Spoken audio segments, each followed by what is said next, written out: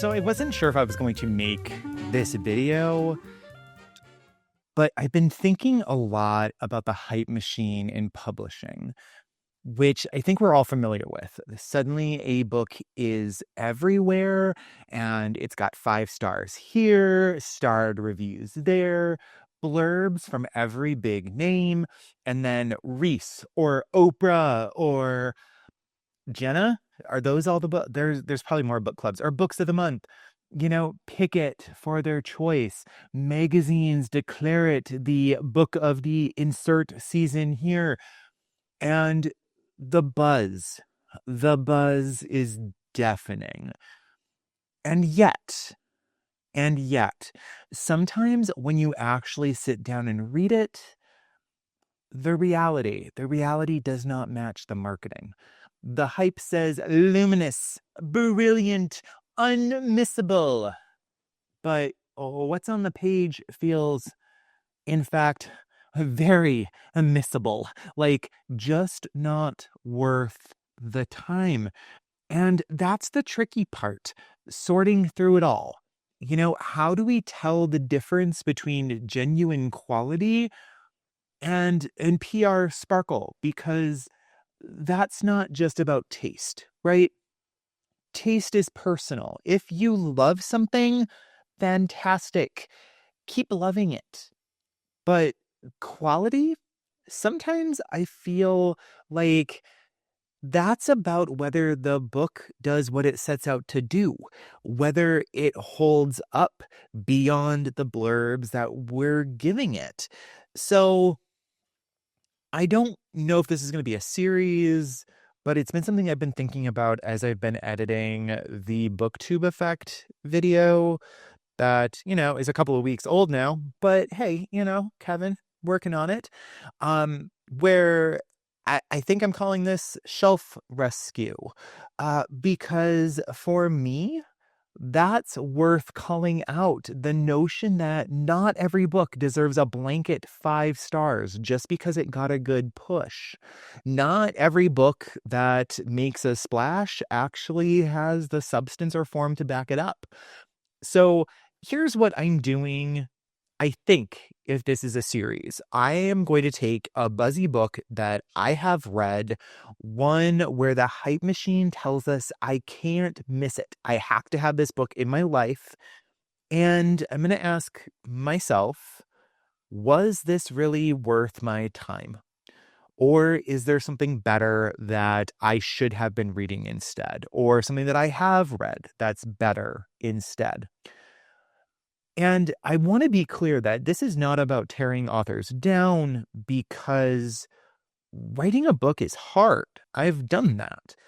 And just finishing one is an achievement. But also, time is finite for us as readers. And our time as readers matters too.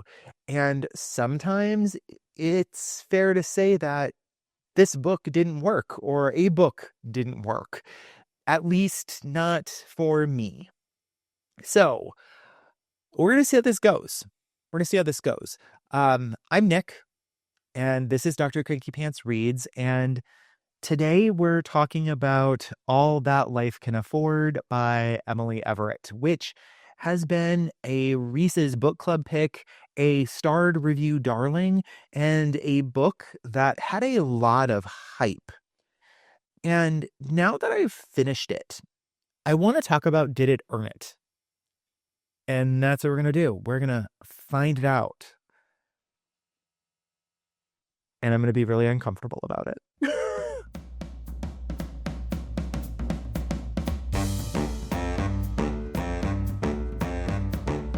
Okay, so let's talk about All That Life Can Afford by Emily Everett.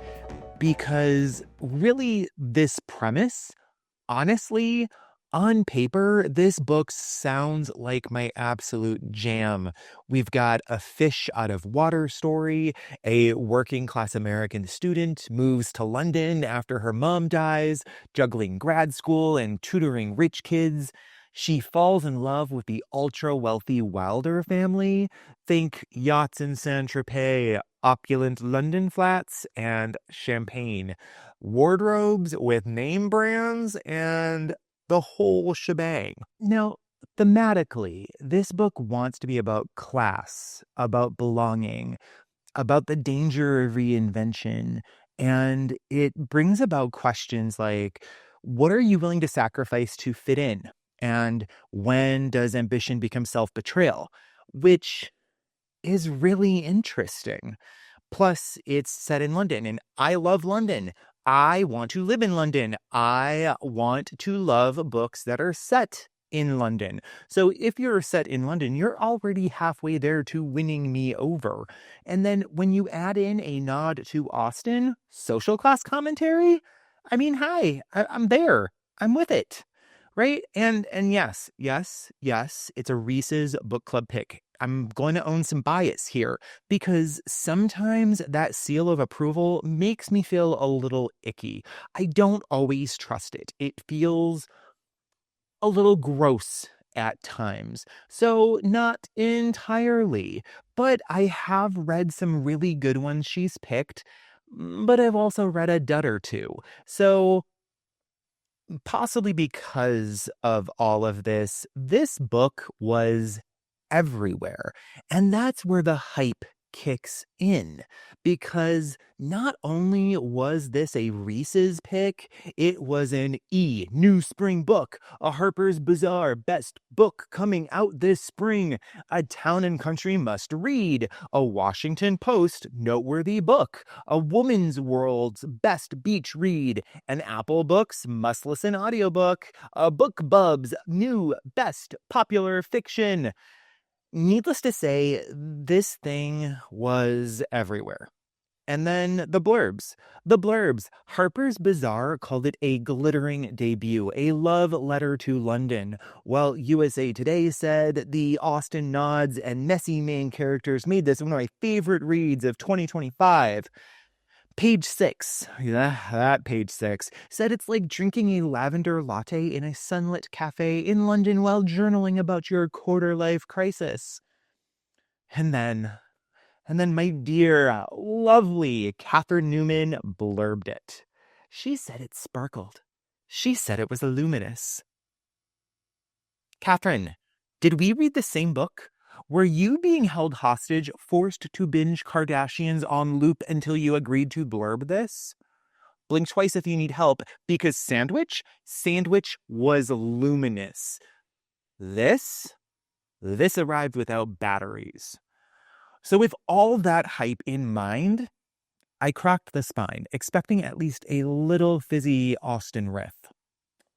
What I got was essentially a 2-liter of root beer where the cap had been left off for 2 weeks. Here's the thing. The whole book reads like Sex and the City London edition, except instead of Carrie Bradshaw, we've got Rory Gilmore, but with even less charm and definitely fewer smarts. Also, I will always be Team Paris Geller, Chilton Academy valedictorian of 2000 for life. But in this book, we've got Anna Byrne, who's supposedly a graduate of Smith College, which, might I add, is one of the most selective schools in the United States.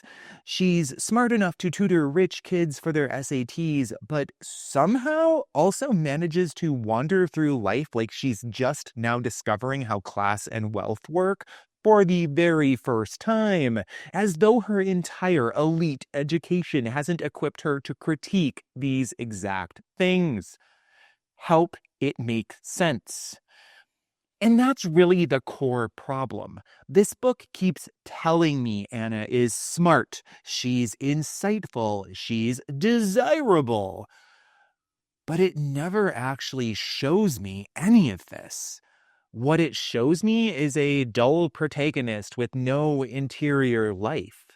The scraps of internal monologue we get are the most basic of basic. There's no wit. There's no bite. There's no reflection. There's no work. Everything is action. And really, these actions don't add up too much, particularly when this character is supposed to be intellectual. And then there's the character archetypes. And here I want to talk about specifically Pippa and Faye, because they're part of this larger supporting cast where the author just stacks archetype upon archetype. So let's talk about Pippa. Pippa is one of Anna's tutoring students, and she's supposed to be her favorite student, the one who pulls her into the Wilder family orbit.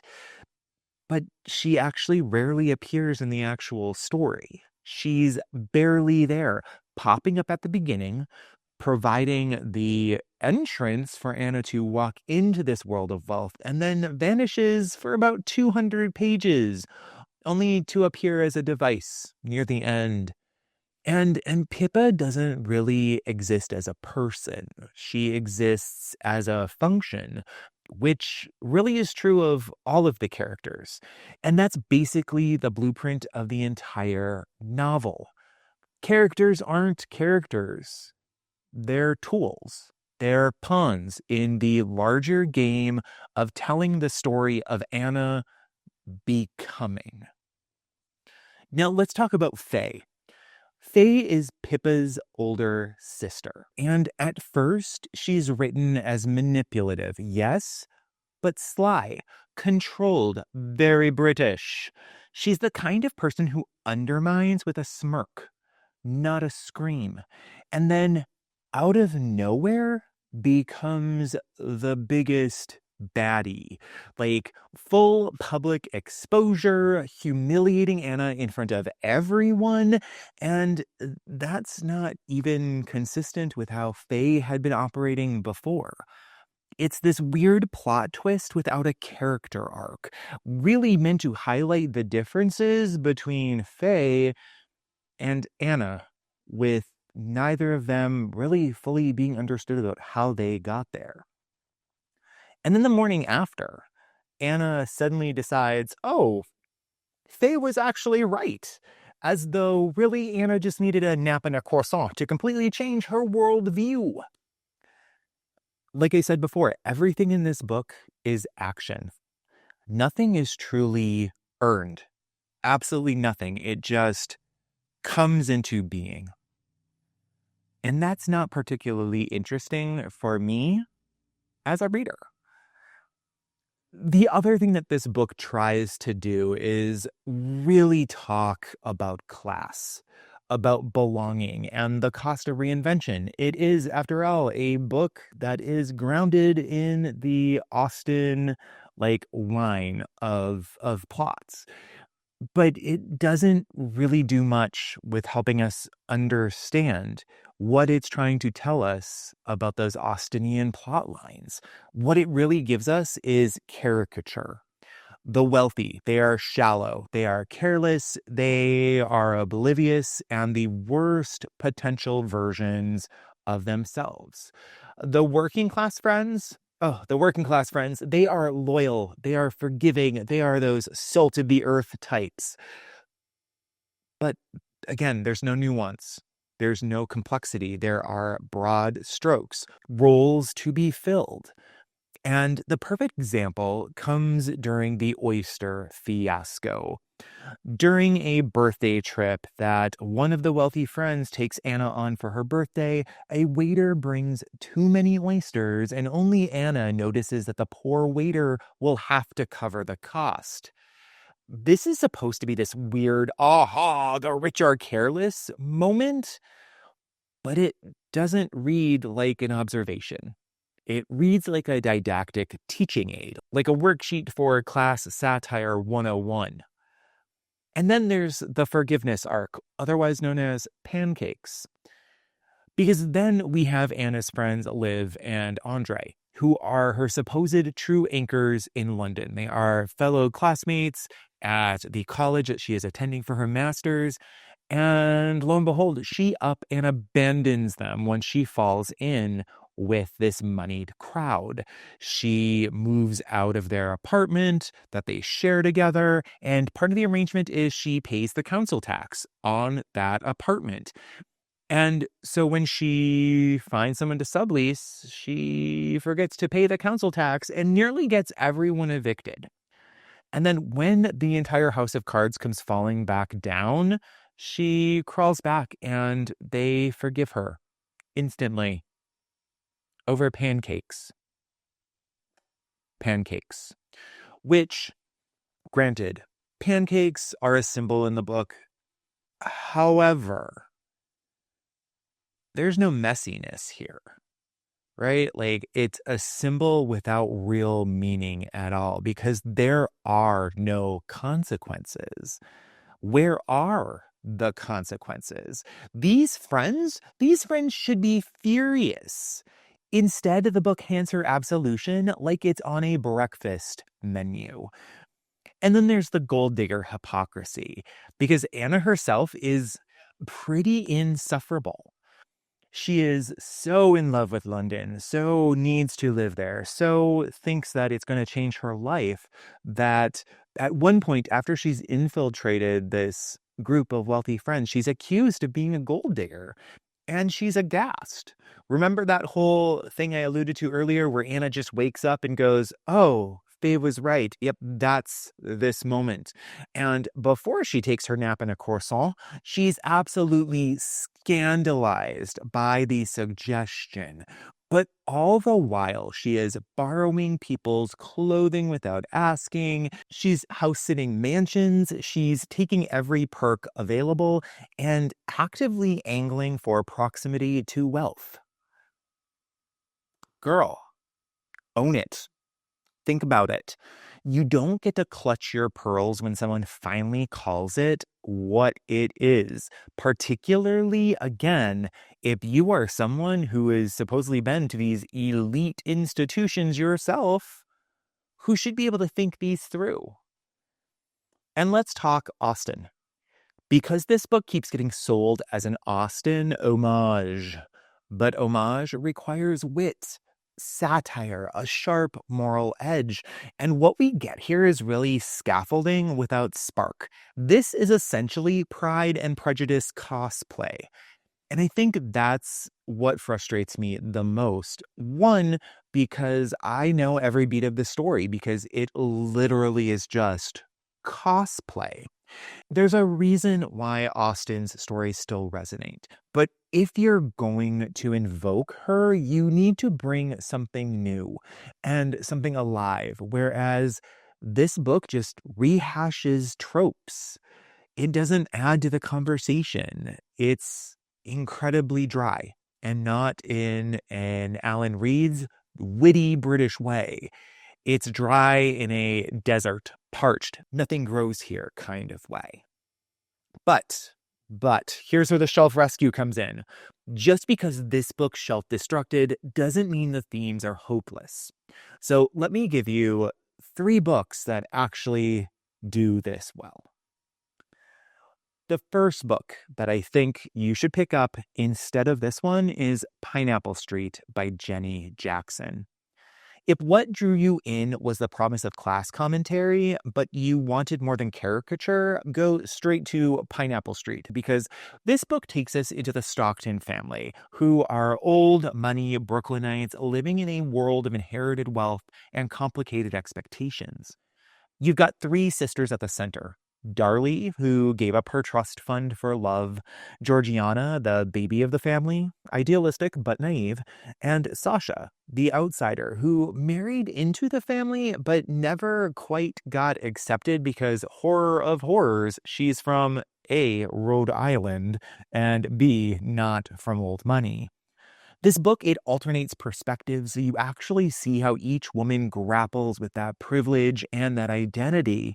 Darlie is juggling her kids and the consequences of stepping away from the family fortune. Georgiana is working to define herself while also working for a nonprofit and discovering her privilege in ways that sting. And Sasha is stuck in the role of outsider, judged for not playing the Stockton game, but also questioning if she really wants in. What really makes this book work is the characters feel 3-dimensional. They're flawed, they're funny, and oftentimes they're unlikable. but in ways that are deeply human and really ultimately compelling. But there's also humor and sharp insight into wealth, class, and the subtle ways that privilege shapes people's lives. Where All That Life Can Afford Us gave us flat archetypes, Pineapple Street gives us characters who surprise, who make bad choices and then deal with the fallout. And that's where the real commentary lives, in those contradictions, in those tensions, in the humanity. It's sharp, it's witty, and occasionally brutal, but also feels alive. This is how you write about money and class without reducing everyone to cardboard. Now, book number 2 is The Guest by Emma Cline. If what you wanted was an outsider navigating wealth and belonging, but you also wanted some tension, some danger, some, I don't know, actual stakes, that's where The Guest comes in. The story follows Alex, a 22-year-old drifter who's basically been cut loose by her older boyfriend. She is broke, she is rootless, and she starts slipping into the lives of wealthy strangers on Long Island, moving from house to house, pool to pool, party to party, and she doesn't belong. But she's just convincing enough, just beautiful enough to stay in orbit. And the whole time you feel this hum of unease because Alex isn't just a passive outsider. She's manipulative. She is desperate, almost feral in the way she adapts to survive. Every interaction in this book feels like it could blow up. Will she be found out? Will someone finally push her out? And the brilliance of The Guest is how it turns belonging into a psychological thriller, where All That Life Can Afford was frictionless. But Cline in The Guest builds dread. The beaches, they're beautiful. The pools, they're sparkling. The houses, immaculate. But under that gloss, you feel the rot. Alex, in and of herself, is fascinating. She is not likable in a traditional sense, but she is magnetic. You can't look away from the way she worms her way through these spaces, testing the limits of other people's wealth and patience. This is the version of the outsider in the world of privilege story that actually has bite. And it's not cozy. It's unsettling, but that's also what makes it compelling. And last but not least, a classic, Bridget Jones's Diary by Helen Fielding. Because if what you were hoping for was an Austen homage with wit and heart, you cannot go wrong with Bridget Jones's Diary. You probably know the movie, but the book is its own chaotic delight. Told in diary entries, it follows Bridget, 30-something, single, living in London, trying to balance career, romance, and self-image while obsessively counting calories, cigarettes, and glasses of wine. And yes, it's Pride and Prejudice reimagined. We get the charming but unreliable Daniel Cleaver as our Wickham stand-in and the stiff, judgmental Mark Darcy, who turns out to be, well, Mark Darcy. But the genius of this book is Bridget herself, because she is funny, she is self-depreciating, she is deeply flawed and utterly lovable. This humor is sharp, the voice is alive, and the Austen parallels aren't just borrowed scaffolding, they're commentary. Fielding shows how the same social pressures that Austen skewered, marriage, reputation, the expectations on women, are still alive in the late 20th century, just in slightly different clothes. Where Anna Byrne in All That Life Can Afford has no real interiority, Bridget Jones is interiority. She is messy. She is neurotic. She's relatable in her disasters. And that's why this homage works. It has wit, it has satire, and insight into human absurdity. So if you want to see how Austen can be playfully, cleverly reimagined, this is the book that gets it right. So that's your shelf rescue. Pineapple Street if you want class commentary with actual characters, The Guest if you want outsider tension with a little bit of teeth, and Bridget Jones's Diary if you want Austen with wit and spark. Skip all that life can afford. Let it self-destruct where I laid it. And let me end here. As I always say, I appreciate you, and I hope life is good. And I do appreciate, again, the effort it takes to write a book. It's no small thing. But effort doesn't automatically make something good. And it definitely doesn't make it worth your time. Life is short, our reading hours are limited, and I want the books on your shelf to actually enhance your life, not waste it. This one, it was okay. And there's a lot of just okay books out there. It just didn't pay off in a way that I'd like to spend more time with it. And that's why I will always hand you better options. See you next one.